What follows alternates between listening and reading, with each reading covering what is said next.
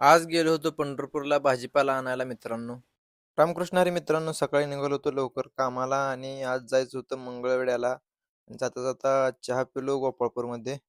मग नंतर पोचलो मित्रांनो मंगळवेढ्यात आणि घेतलं श्री संत दामाजी पंतांचं दर्शन आणि पोचलो साईटवर. आणि साईट मोठी आहे मित्रांनो, कारण लॉजचं बांधकाम आहे. त्याला कलर आणि पुट्टीचं काम करायचं आहे आणि आज बऱ्याच दिवसांनी सर्वांनी डब्बा आणलं होतं. दुपारी जेवण केलं, नंतर काम चालू केलं मित्रांनो. आलो पंढरपुरात माघारी. मग नंतर चैतन्य आला होता.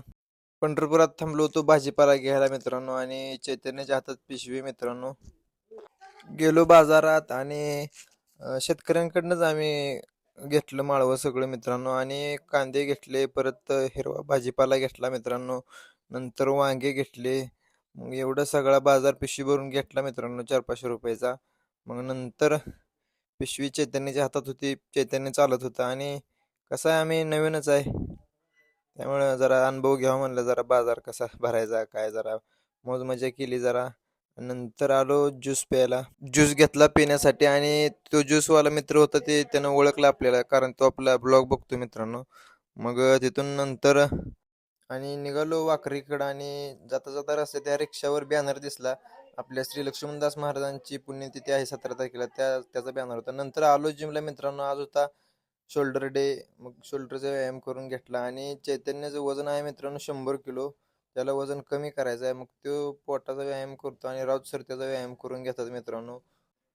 एक नंबर राऊत सर ट्रेनिंग देतात मित्रांनो. आणि तुमचं वजन कमी करायचं असेल, वाढवायचं असेल, तर तुम्हाला चांगलं मार्गदर्शन करतात. तुम्ही अवश्य या एकदा जिममध्ये आमच्या. घरी आलो. शुभमनं आणि चैतन्यानं मला सोडलं आणि त्यांची एक गाडी माझ्यापाशी ठेवली. नंतर मी जेवण केलं.